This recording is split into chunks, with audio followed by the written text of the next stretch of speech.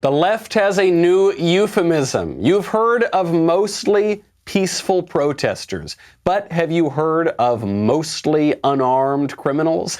Well, that's the new one from the Milwaukee Journal-Sentinel. So they've since changed the headline. The original headline regarded that man, Jacob Blake, who resisted arrest, and he had a warrant out for his arrest, and he was convicted of sexual assault and domestic violence, and then he reached into his car, and finally the police shot him. So the original headline for this incident from Milwaukee Journal-Sentinel, Jacob Blake had knife in car, but was otherwise unarmed, Wisconsin DOJ says, as it releases name of Kenosha officer who shot him in the back. Now, everyone knew that there was a weapon in this car. We weren't able to say that because you want to give them the benefit of the doubt in the story, but it was pretty clear he was reaching in for a weapon. Now we know that he was reaching in for a weapon, but other than that, he was mostly otherwise unarmed. Later, they changed the headline because it got so much flack on the internet. So now it is Wisconsin Attorney General Josh Cole says Jacob Blake had knife in car, but would not clarify if responding officers knew about it. Well, they don't have to know about it. It's not that the responding officers are mind readers or that they had already cased his car. The fact is, when you're resisting arrest like that and you're a wanted violent criminal and you reach into a car while the cops have guns on you, you can't take that chance. You can use common sense. Common sense is not too common anymore. Meanwhile, while the left is trying to downplay this sort of violence, downplay these sort of threats, they're trying to gin up violence all around the country in the form of riots. We will get into life and death on the ballot. I'm Michael Knowles. This is The Michael Knowles Show.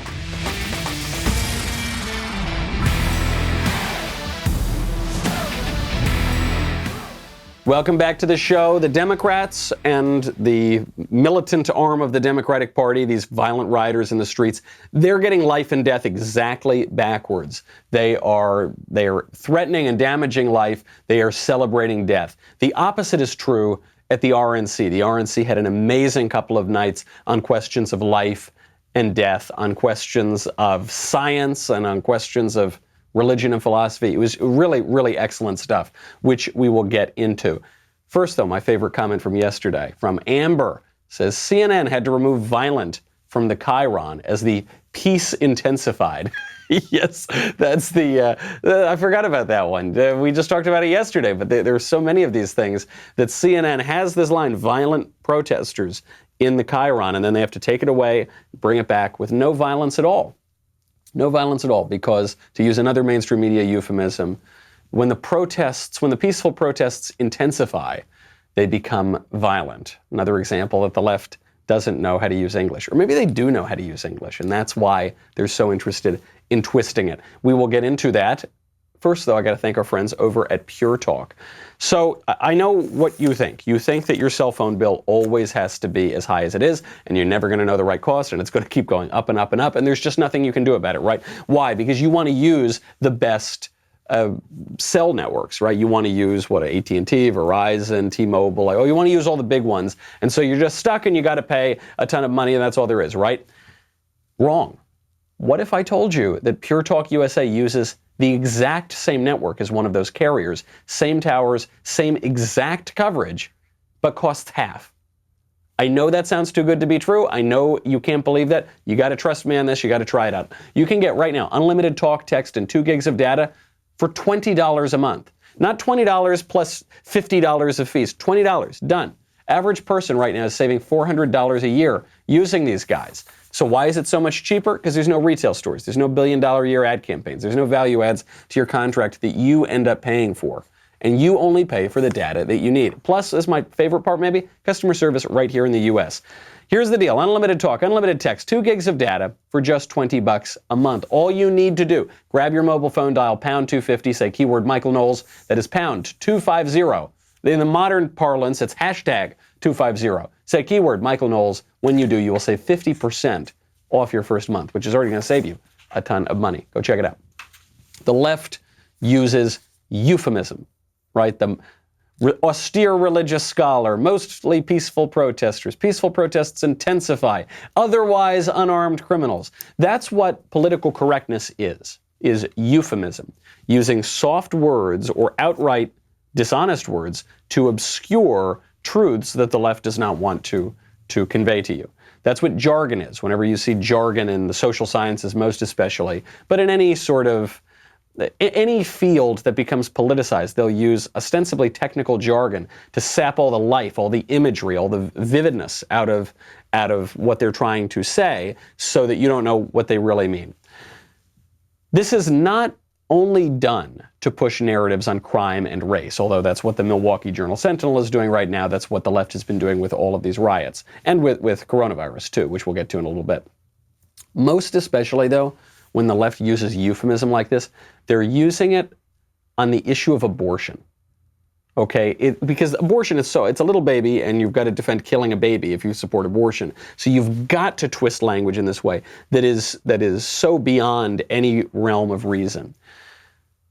The RNC called the Democrats out for this in a way that had more teeth, that was more vivid than I've ever seen before at a Republican National Convention, because they had Abby Johnson, who's a former Planned Parenthood employee. And she was she wasn't a low-level employee. She was being promoted up the chain. She had been given the Margaret Sanger Award, Margaret Sanger, founder of Planned Parenthood. She had been given lots of accolades. They saw her as a future leader of the organization. And then she realized the reality of abortion, and she left. Now she's one of the biggest pro-life advocates in the country. She's the subject of the movie Unplanned. So she laces into Margaret Sanger, she laces into Planned Parenthood, and then she spills the beans. Then she gives a vivid personal account of what abortion actually looks like. Later in August, my supervisor assigned me a new quota to meet, an abortion quota. I was expected to sell double the abortions performed the previous year. When I pushed back, underscoring Planned Parenthood's public-facing goal of decreasing abortions, I was reprimanded and told abortion is how we make our money. But the tipping point came a month later when a physician asked me to assist with an ultrasound-guided abortion. Nothing prepared me for what I saw on the screen. An unborn baby fighting back, desperate to move away from the suction. And I'll never forget what the doctor said next. "Beam me up, Scotty." The last thing I saw was a spine twirling around in the mother's womb before succumbing to the force of the suction. Very difficult to listen to that. And when Abby Johnson says that, or when a pro-life advocate says something like that, that is merely describing what happens in an abortion, just describing the physical process of it, or describing a conversation that someone has with a physician from Planned Parenthood or with an executive from Planned Parenthood, we're told, oh, that's offensive. You can't do that. You can't talk about that. That's offensive. It's going to make people feel the bads. It's not going to make them feel good. So it's offensive to describe what people are actually doing to the tune of 1 million babies a year. But it's inoffensive to lie about it, to say it's women's health. It's the opposite of women's health. It's reproductive health. It's certainly the opposite of reproductive health. It's the right to choose. Right to choose what? Having slavery in the country is the right to choose, right? Committing a genocide is the right to choose. Someone's choosing it. What's the choice? Who cares about the fact that it is a choice? We're always making choices all the time. What are you choosing to do? That's the question. But this is how the left manipulates language effectively, is because people don't want to hear ugly truths. That's the point of euphemism, is to use a word that's good, that sounds gooder, it sounds more pleasant. But the reality is what's key here. And Abby Johnson obviously has so much stature and credibility because she actually saw it. The left, they always say they love science, right? They always love listening to the scientists. What if the scientists have a hard truth to say? What if people who have seen these scientific processes have a hard truth to say? What about when the science is not convenient? Moving off the subject of abortion onto the subject of coronavirus. The left-wing governors, most especially Andrew Cuomo, worst governor on this subject in the entire country, has now decided he's no longer going to listen to the scientists. We'll get into that in 1 second. First, I want to thank our friends over at Ring. Ring will help you keep an eye on your home, wherever you are. You could be in your home, which is helpful. You could be at the office. You could be on a beach. You could be anywhere and check in, especially these days when a lot of people are dropping off maybe more packages than you're used to, when people's schedules are a little bit more disrupted. There's 1,000 reasons why protecting your home matters to you. Ring has security products for every corner of your home, inside and out. And the best thing of all, of course, is you can see it all in one simple app. This is actually my favorite part about Ring. One, I like that I can trust Ring, that I can rely on Ring. Sweet little Elise is a good shot, but you don't want to rely on that. But I love that it makes you feel like you're in the future. You know, it's so convenient. Even I, who am not particularly good at technology, it's easy. I can use it. It's not too hard. Also, I give Ring away to my friends who buy homes, and it's a housewarming gift. And the best part for me, it's inexpensive, so I don't need to worry about it. I saw my friend's Ring device work just the other day because she tracks a possum with it. She wants to make sure it's not an intruder. It's usually not. I hope so far it has not been an intruder. It has been a cute little possum that we've actually seen grown up, in part thanks to Ring. Get a special offer on the Ring Welcome Kit at ring.com/Knowles. Comes with Ring's Video Doorbell 3 and Chime Pro. Perfect way to start your Ring experience. Plus, you get two-day free shipping. Go to ring.com/Knowles. That is ring.com/Knowles. So, Andrew Cuomo right now, worst governor in America on this issue of coronavirus and the lockdowns. He insisted on a 14-day quarantine if people come in from other states where he thinks coronavirus is exploding. This is very frustrating to me because I've got a lot of relatives and friends in New York. I'm not able to go see them because I'm certainly not going to quarantine for 14 days. I don't have that kind of time. Nobody does. So all of this was based on the CDC guidelines. Listen to the scientists. Except the CDC has now lifted that guideline. The CDC says you no longer need to quarantine. It doesn't recommend quarantining. Here's Andrew Cuomo's response. The CDC reversed its guidance to say people in close contact with a COVID-positive person don't need to get tested.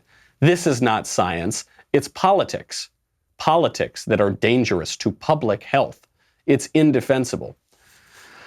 So Andrew Cuomo, expert scientist, is now going to lecture the CDC on science because he says the CDC has become political, so he, a lifelong politician who's never done anything other than politics, knows much more about science and is certainly not political. Is that it? That's the argument he's making? Not a very convincing one. Also, he doesn't know the meaning of these words. Public health is political science. Not political science like this kind of useless subject you study in college, but political science meaning it is science that has a political dimension to it. Public and political are synonyms. They mean the same thing when we're talking about how we work together, how we apply certain methods, certain other academic fields to the public. That makes it political. So obviously, the CDC has a political dimension. It's a government agency. But how come when they issue guidelines that you like, it's not political, and when they issue guidelines that you don't like, it is political? Because what the left is saying is that politics is a bad word. We have to reduce politics. And what they want to assume is just that their political views are objective, they're true, they're always good, there's no debate. They're actually taking their politics outside the realm of politics, so they don't have to debate about their stupid policies. They can just do it, and then it's only the other guy's views. Though that's politics, and that not only is that up for debate, but really you should just reject it outright. You know, the knee-jerk reaction from the left is listen to the scientists. You know, the right sometimes responds to that too. So they'll say, okay, the left wanted to listen to science 2 weeks ago, but now they don't. Well, we're sticking strong and saying you should listen to the scientists. I think that plays into the left's hands. I actually think that it's perfectly right to listen to the scientists and listen to the politicians and listen to the economists and listen to the military advisors and listen to the spiritual advisors, listen to religion, listen to philosophy, but more especially, listen to religion. The left's head, it would explode if you were to say something like that. This was Trump's big mistake early on, by the way. When he would have these coronavirus briefings, he would only have a couple of scientists there. He wouldn't bring in all of the other aspects of politics and government. And certainly, there's not a chance that you would see a presidential press conference where a priest or a nun or somebody came up and spoke. Because as modern science has developed, questions of philosophy, the eternal questions, and certainly religious questions have been relegated away. But the only way that we're going to come to a sensible understanding of our society is if we incorporate those fields. The founders of America knew that. We knew that in this country until 50 years ago at most, and now we seem to have forgotten it. Well, one person didn't forget it. And this was the moment of the Republican National Convention. It's probably the greatest moment I've ever seen at a political party convention. A woman, a nun, Sister Didi Byrne, Sister Dr. Didi Byrne, completely stole the show. She is with Little Workers of the Sacred Hearts. She's not only a sister, she's not only a nun, she's a medical doctor. She's not only a medical doctor, she's an army surgeon. And she worked with refugees for many, many years. She actually, this nun in a habit, is actually embodying a broader scope of politics, a broader scope of science, of whatever, whatever sector you want to talk about, than just about anybody I've seen in the government, right? She checks the box of religious, she checks the box of military, she checks the box of scientist, she checks the box of practical scientist because she's a surgeon, she checks the box of patriot, all of these things. The left would look at this woman wearing a traditional habit and say, oh my gosh, she's the most fringe sector of society. No, she's more mainstream than any of you people. And she gave a much broader view of this issue that Abby Johnson was just talking about, of this issue of life and death on the question of abortion. She acknowledges the most marginalized people on earth. Those refugees all share a common experience. They have been all marginalized, viewed as insignificant, powerless, and voiceless. And while we tend to think of the marginalized as living beyond our borders, the truth is the largest marginalized group in the world can be found here in the United States. They are the unborn. There it is. The left is always talking about the marginalized and the oppressed and the vulnerable.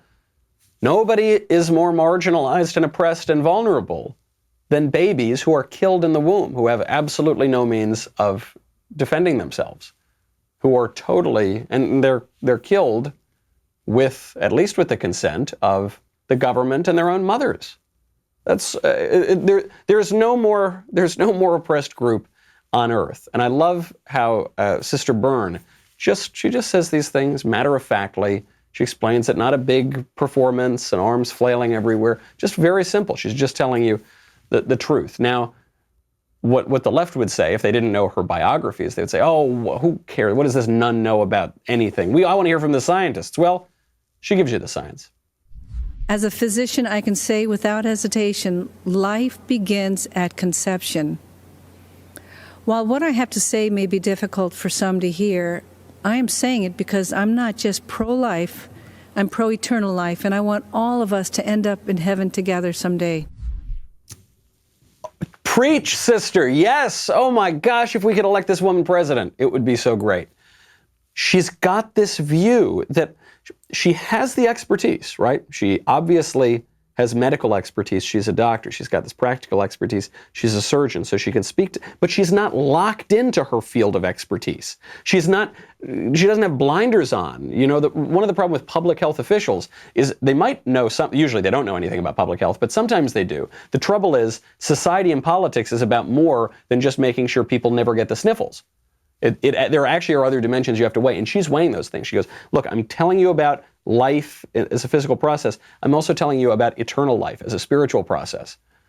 And you have to think about those things because we're not just flesh. We're not just meat puppets. We have a soul. We have an immaterial dimension to us. Everything we love and care about, love itself, is immaterial, right? Our dreams, our hopes, our loves, our joys, our ambitions, all of these things, they're not physical. They can't be measured under a microscope. Someone has to speak to those as well. And then Sister Byrne goes a step further. She goes even beyond the fields of science and religion, which are complementary to one another. She goes further. She gets into politics.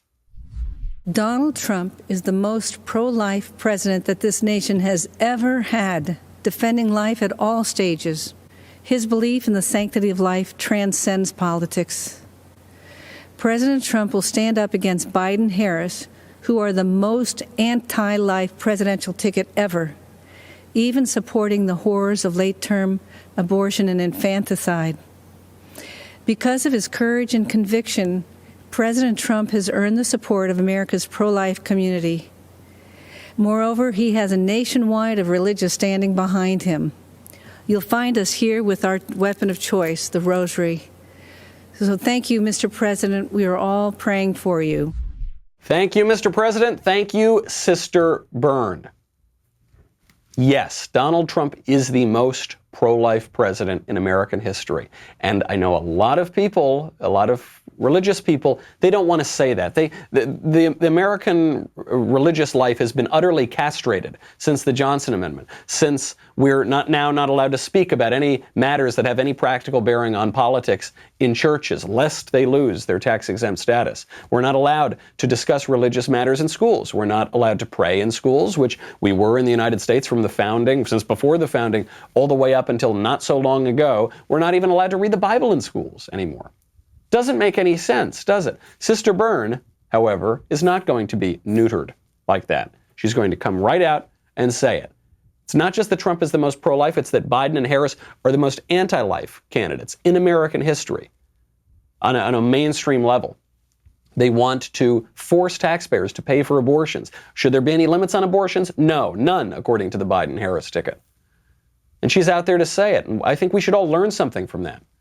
It's this intersection. It's this coming together of all these various fields that's so wonderful here.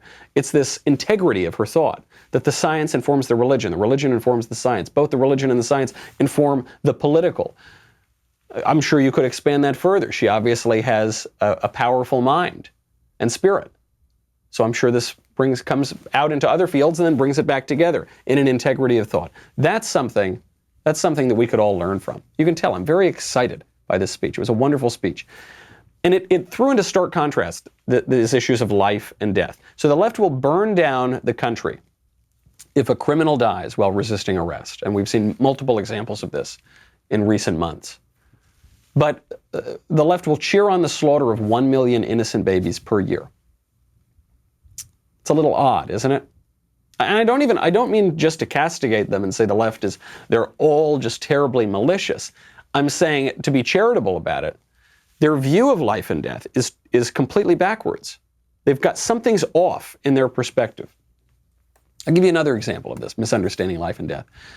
There are new court documents that are out right now, dated May 26th and June 1st, relating to George Floyd. George Floyd, the man who died in police custody in Minneapolis. He was on the ground. The police were arresting him. He had been resisting arrest. Then he was on the ground, and very sadly, he died. And this sparked all of these riots, that we've been dealing with for the past several months. So the question is, was George Floyd asphyxiated to death? Was he choked to death? They always talked about the police officer's knee on his neck, and George Floyd said, "I can't breathe, I can't breathe." Now, meanwhile, let's not forget, George Floyd also was yelling, "I can't breathe," even before the officers really touched him when he was resisting arrest earlier in and around his own car. So it was difficult to believe it at the moment because he had already been saying it for a long time. But the chief Hennepin County medical examiner, Dr. Andrew Baker, now, according to these new documents, concluded that George Floyd likely died from a fentanyl overdose and found, quote, no physical evidence suggesting that he died of asphyxiation. They said that if Mr. Floyd had been found dead in his home or anywhere else, and there were no other contributing factors, he would conclude that it was an overdose death. We'd been hearing about this for a while. George Floyd, despite the mainstream media's whitewashing to the contrary, had been there not only resisting arrest, but was also on an insanely high dosage of illegal drugs, very powerful drugs that people die from every single day in this country. Now, because he was obviously under this intense stress, you could see his behavior was so erratic, even from the moment that the cops came and knocked on his window. It was so intense and erratic that may have contributed some to his death. The fact that he was on the ground and the cop had his knee on his neck, that may have contributed to some of the stress that then caused his death. You can't take out of that the fact that he was on, apparently, possibly, a lethal dose of fentanyl already. Doesn't matter. The left doesn't want to hear that. They're going to erase it. They're going to force the medical examiner to change his conclusions, which is what has happened here. The medical examiner did now conclude otherwise. The left is out for blood. Despite the scientist, right? This guy, the medical examiner, is obviously a scientist. The left is out for blood, and they're attacking anybody that they can to vent their rage. An elderly man elderly man who was just defending a business in Kenosha, Wisconsin. That's the new state that the Democrats set on fire. He was attacked during a BLM riot. He was trying to stop a mattress store from being burned to the ground. This man is in his 70s. And take a listen. What you can hear on this cut is when the riots go from the LARPing, the live action role play, the apparent euphoria among these rioters of just burning things to the ground, to realizing, wait a second, innocent people might be hurt here, to a real terror when this innocent man is hurt, when they go and knock him out. Take a listen. This poor man got his business caught on fire.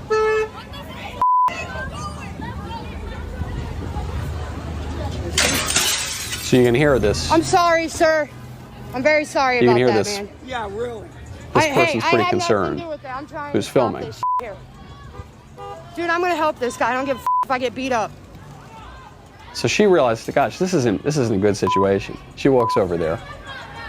This guy's got a fire extinguisher, and he just starts spraying the rioters. And the rioters start throwing things at this 70-year-old man. They just threw a bottle at this guy.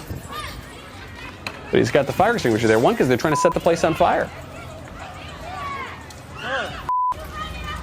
Now he's spraying the rioters there, and one goes over, knocks this guy out, knocks him down on the ground. 70-year-old man, or in his 70s, might be older. And this young criminal, thug, degenerate comes over, knocks him out. Very hard to watch that. They broke his jaw, he had lacerations to his head. What did he do? He was trying to defend a business that they were looting and burning to the ground. And yet we're told by the left that those criminals, those people who have no place in a civilized society, they're the good guys. And that 70-year-old man trying to preserve business, society, law and order, civilization, that man, he's the bad guy. They could have killed that guy. Maybe they did. I don't know. I mean, we know they broke his jaw. You know he didn't look like he was in good shape. Seems to still be alive, though. That's how upside down it gets. Shaun King, BLM activist, very prominent BLM activist. He's now threatening the lives of police officers here. He writes on Twitter, "To the Kenosha Police Department, if you do not name the officer who brutally shot Jacob Blake on Sunday, we will simply begin naming officers from your department who may or may not be him. F it. Your protection of his identity is unethical. What's his name?" So he's saying basically we're gonna dox all of the cops and encourage people to go attack them, right? I don't think he's going to name the cops so that people can throw them a birthday party, so that they can do them violence. Even though from all of the evidence that we have, the use of force on Jacob Blake was completely justified. Completely justified. This isn't the first time Shaun King has done something like this. He has a history of making false accusations. In April 2019, he linked Robert Paul Cantrell, who was being held in jail on robbery charges, to the murder of a 7-year-old black girl, Jasmine Barnes, called him a racist, violent a-hole, his words. Cantrell then later committed suicide in his jail cell after his family received a torrent of awful, hateful messages that were sparked by Shaun King's accusation. He doesn't care. What a sociopath this guy is. All of these people. Imagine knocking out a 70-year-old man because he's trying to defend a store. He doesn't even have a weapon. He's got a fire extinguisher. Imagine that kind of stuff. Of course, I mean, if you're a member of a political party that is defending the wholesale slaughter of innocents, 1 million per year, babies, little babies in their mother's wombs, how could you not engage in a sociopathic politics? But we're not supposed to say that. We're supposed to use euphemisms. Really, really nice. Otherwise unarmed. The guy who knocked out threw a bottle at the 70-year-old man, otherwise unarmed. Knocked him out, but otherwise unarmed. This gets to a question of white guilt, because the unifying message of the riots has been race. Black lives matter, and we have to be anti-racist, but what that really means is that all white people are racist. Someone summed this up very well. A prominent Twitter account said, if you're white and not ashamed, you're a racist. And I think that actually sums up in a pithy way the view of the left. Obviously, that is ridiculous. If you're white and you're not ashamed, you're a racist. Why would I be ashamed of the color of my skin? I'm a little bit swarthy, so I'm sort of like, if you're beige and not, if you're taupe, if you're off-white, if you're a little Sicilian and you're not ashamed, you're a racist. Obviously, that's ridiculous. The response to this, though, is not, I think, to shame white people less. I think it's to shame all the other people more. Right? I don't think the problem in our culture is that we have too much shame. Obviously, people are very ignorant people are ashamed of America and of Western civilization and of the color of their skin. I mean, that's obviously stupid, and people should not do that. But we don't have a superabundance of shame in this culture. That's certainly the case. I think the kind of dumbest view on this whole issue is that white people should feel guilt because they're white. That's extremely dumb and stupid. I think that a slightly more enlightened view here is that all people should feel ashamed because we all have a broken human nature and all have fallen short of the glory of God, and all men sin because we're broken and we're not going back to the Garden of Eden anytime soon. But I think the best view here, and this is the view that has animated our entire Western civilization, is, to quote St. Paul, "As one man's trespass led to condemnation for all men, so one man's act of righteousness leads to acquittal and life for all men." That's the happy ending. That's the good news. Redemption. The left actually intuits something when they think of white guilt. It's in this very narrow way, the left realizes that some people have a flawed human nature. Right? I guess that's the most some people have a flawed nature. They're born broken. Now, what their view is wrong because they don't realize that this is true of all people. Right? And then the view is especially wrong because they don't realize there's such a thing as redemption. There's no redemption in leftism. There's no way out other than to burn down the cities. Because there's no way to be redeemed, you've just got to tear everything to the ground. And that's what we're seeing happen all around us. What do we do about it? I will get into, before we get to the mailbag, I will get into this case of Kyle Rittenhouse. He's a 17-year-old teenager who defended himself in these riots and is now going to be charged with murder if he hasn't already. I think both sides are kind of getting this issue wrong, so we'll get into that in 1 second. First, though, I've got to thank you for subscribing to the Michael Knowles Show YouTube channel. We are now over 190,000 subscribers. That's great. Appreciate it. Backstage is coming up this Friday. We're going to be talking all about the RNC. Should be fun. And then tonight, get ready. Tonight at 8:15 Eastern, 5:15 Pacific, I will be live streaming the final night of RNC speakers, including President Covfefe himself, Donald J. Trump. I will be watching with you, our All Access members, taking your questions and comments live. There are a ton of benefits of being an All Access member, so head on over to dailywire.com right now, dailywire.com/Knowles. Get 20% off All Access and 2 Leftist Tears tumblers with coupon code ACCESS. dailywire.com/Knowles, coupon code ACCESS, get 20% off your membership. We'll be right back with one more story and the mailbag.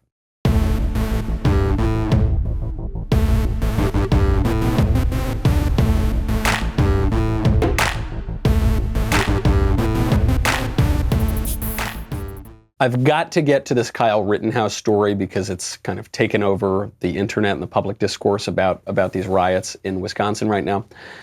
So Kyle Rittenhouse, 17-year-old kid, teenager, has been arrested by police for first-degree murder. He turned himself into the police yesterday. Why? We actually played a little bit of this clip just sort of offhand yesterday. Kyle Rittenhouse was walking around during these riots, and he had an AR-15. And a group of these rioters came up and started really attacking him, and he defended himself. Take a listen. You see one guy kick him in the head. So then Rittenhouse takes out his gun and starts shooting people. And then the mobsters who are trying to attack him go away. That's the purpose of a firearm. That is the purpose of self-defense. We have firearms, a right to firearms in this country, because of self-defense. So he shot at least 2 BLM rioters. One of those rioters, by the way, you're probably not going to see this on the mainstream media, one of those rioters attacking him had a gun and is a convicted felon. So this is, you forget about mostly otherwise unarmed, this is as clear an example as possible that this kid used his gun right. By the way, the kid's a good shot.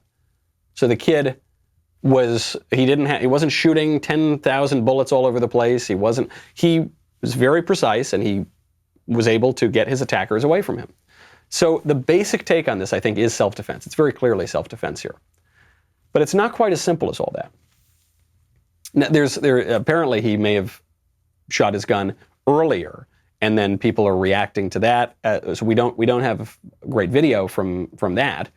We don't know exactly, was that in self-defense too? This clearly was he just out looking to snipe people? From this video, that seems unlikely because he's got such good discipline with his gun. However, I think the self-defense argument it's not quite as simple because this guy walked into a provocative situation with a gun. He came here to this riot with a gun. Now, he says he wanted to protect people, right? But other people might say he was looking for trouble. If you leave your guns at home, son. Don't take your guns to town, boy. Don't take your guns to town. Very wise words. But it's not quite as simple as all that he was looking for trouble and he should have left his gun at home and stay home and played video games. Because no longer can we rely in many places on the civil authority. The civil authority is telling the police to stand down. They've lost control of multiple cities in the country. Anarchy is raging everywhere. So I'm more than happy to let the cops take care of things, and I don't have to pick up my gun. But if the cops can't take care of things, if the civil government is not going to ensure law and order and protect our lives and property, then we have to protect them ourselves. It's just how it works. Another good reason for the Second Amendment. So what's the answer here? What's the answer? It seems to me it was a bad idea for this kid to take the gun out and go to this place. Well, it's ruined his life, right? He's going to be charged with murder. He might well be convicted. 17 years old. As a political matter now, this is all anyone's going to talk about. They're not going to talk about the actual marauding criminals who started the whole thing and were burning the city to the ground over nothing. Over cops doing their job. When a violent criminal, sexual assailant, domestic abuser was resisting arrest and then reaching into a car that had a weapon in it, but otherwise was mostly unarmed. From a personal standpoint, it was stupid. From a political standpoint, it was stupid. It may have been somewhat courageous, but the line between courage and recklessness is a little bit blurry sometimes. One has to have prudence. And I hope we should defend this kid from what the evidence that we have. We should defend him because it was clearly self-defense in that video. But on the other side, we should not encourage people to be doing this sort of thing. It's completely counterproductive. It's what the left wants. It's what the left is trying to provoke. They're trying to provoke any kind of right-wing violence here so that they can focus on that through the election, which is what all of this is about. This is all about the election. They're willing to see people die for the election. They're willing to keep the economy completely shut down, which will cause suicides and overdose deaths, it already has, to win an election. What will that election, what's the sacred right of that election? What is the issue that the left holds more sacred than anything? You see this in the court judicial confirmation hearings. You see it in all of the debates. The right to kill a baby in the womb. They're all connected. There is an integrity of thought. We talked about integrity of thought with Sister Byrne. There is an integrity of thought here. If you're willing to let cities burn to the ground, if you're willing to steal people's property, whether through violent thugs or the government coming to your door, if you're willing to allow people to die, break a few eggs to make an omelet, if you're willing to kill babies in the womb, there is an integrity of thought that presents a worldview that in a certain sense is coherent. It all fits together. But when you look at human nature, when you look at who we are, what we're here for, how we got here, it is completely incoherent. Those are the choices. Not every election, not every political situation presents choices on life and death, as clear as that. But the choice is clear. Let's get into the mailbag in our remaining few moments that I have pushed to the very limit. From Thomas, besides abortion, what other reason should prevent Catholics or religious people from voting for Biden-Harris? Thank you and love the show. Well, another big issue, obviously abortion's a big one. You're talking about killing a baby in the womb. We've been talking about it for a lot of the show. Another big issue is socialism. Now, I don't think Joe Biden would call himself a socialist. I don't think Harris would call herself a socialist. But Biden and Harris are not real people in the sense that they weren't chosen because they've got some distinct personality and a distinct point of view. They are empty suits blowing in the wind who were chosen to be the vessels of progressivism. And progressivism clearly has trended toward socialism. AOC, right, is the most prominent socialist in the country, and the head of the Democratic Party, Tom Perez, chairman of the DNC, said that AOC is the future of the Democratic Party. And Catholics cannot vote for socialism. They can't. You can read many papal writings on this, Rerum Novarum, Quod Apostolici Muneris. You can read the Catechism of the Catholic Church. Socialism is not tolerable for Catholics. I think it was Pope Leo XIII who referred to socialists as a pest, a plague, a wicked confederacy that seeks to steal the gospel itself. It's a false religion. It's a parallel and false religion based on a false anthropology, a false understanding of man and God that Catholics cannot support. And if they do, they will be imperiling their own lives. And we're pro-life and we're also pro-eternal life. From Dan. Michael, longtime fan, recent cigar enthusiast, was wondering if you had any barber pole wrapped cigars, and if so, what are your favorites and thoughts on them? I recently had the Dirty Hooligan by Alec Bradley and thought it was a great, mild treat. Love the show despite what Klavan may say about you. Keep your head up. He spelled Klavan with an E. I spell Klavan E-E-E-E-E-E. Every Christmas I buy a barber pole cigar. It looks like a candy cane, like a delicious tobacco candy cane. But I don't order them. That's one cigar that I don't order from kind of the big companies, because I've found some of the more mass-produced ones are not as great. Like if I'm gonna go to my favorite cigar website, Thompson, I'm gonna get just the more kind of standard cigars, and anything from the kind of more inexpensive end all the way up to the really top shelf stuff.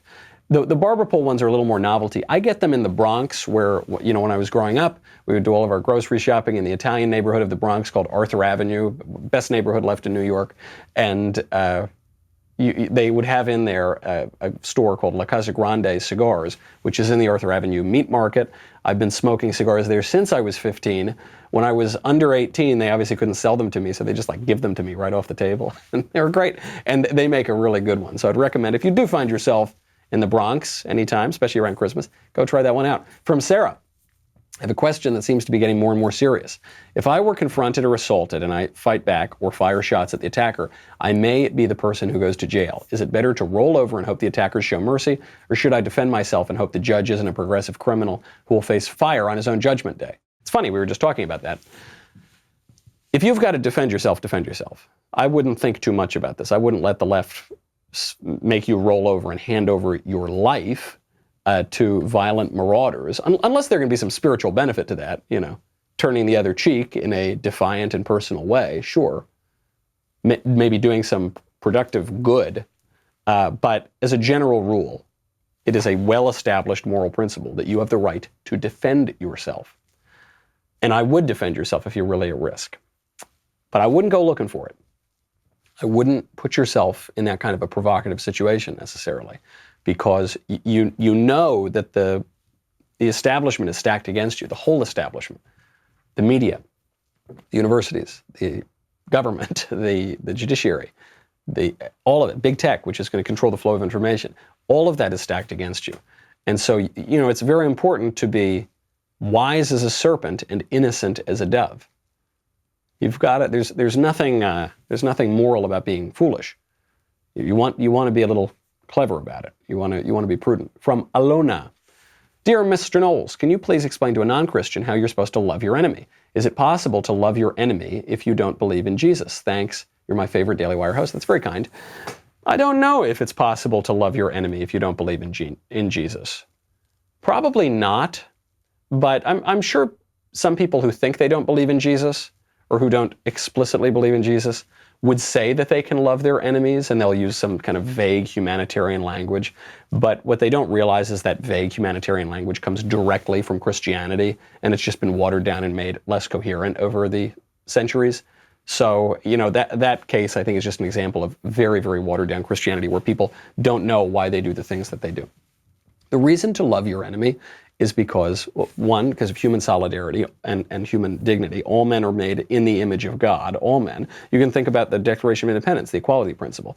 All men are created equal, in that all men are equally men, right? We're all made in the image of God. So that would be one reason. You are part of humanity. You're not just a floating atom out there. So you are part of humanity. And so you can love your enemy in as much as he is part of the humanity that you share. And because there but for the grace of God go you. Right? All men are fallen. No one has a perfect nature walking around earth right now. And all sin and fall short of the glory of God.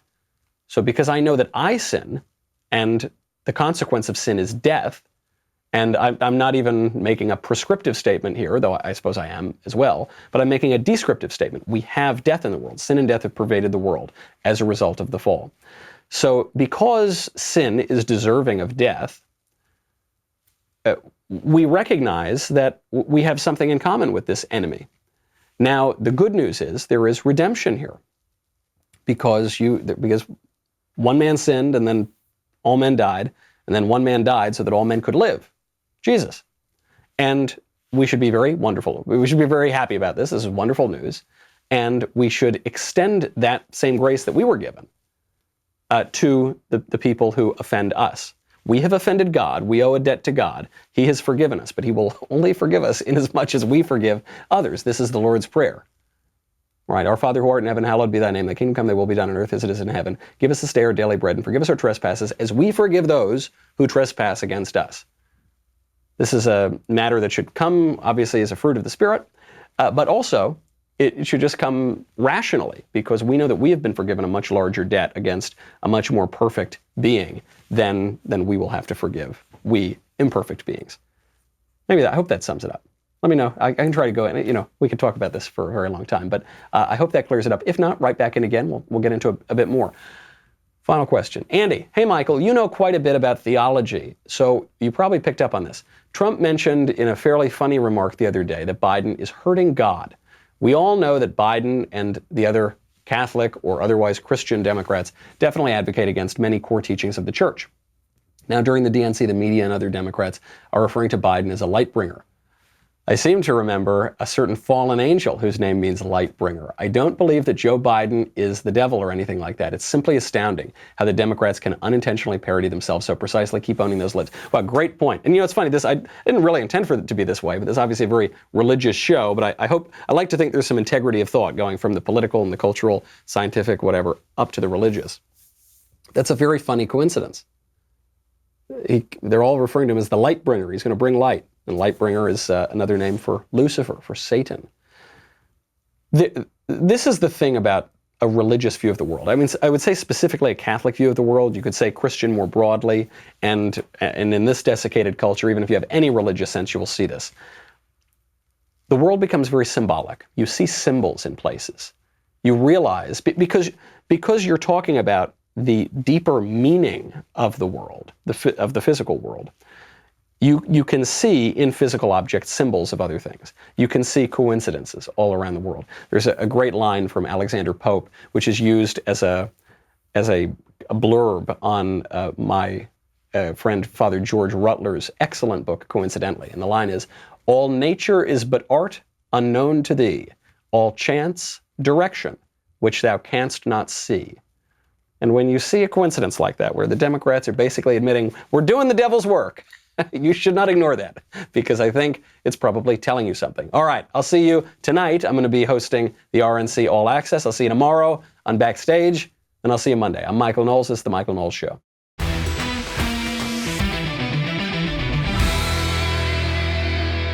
The Michael Knowles Show is produced by Ben Davies. Executive producer, Jeremy Boring. Supervising producers, Mathis Glover and Robert Sterling. Technical producer, Austin Stevens. Assistant Director, Pavel Wadowski. Editor and Associate Producer, Danny D'Amico. Audio mixer, Robin Fenderson. Hair and makeup, Nika Geneva. Production assistant, Ryan Love.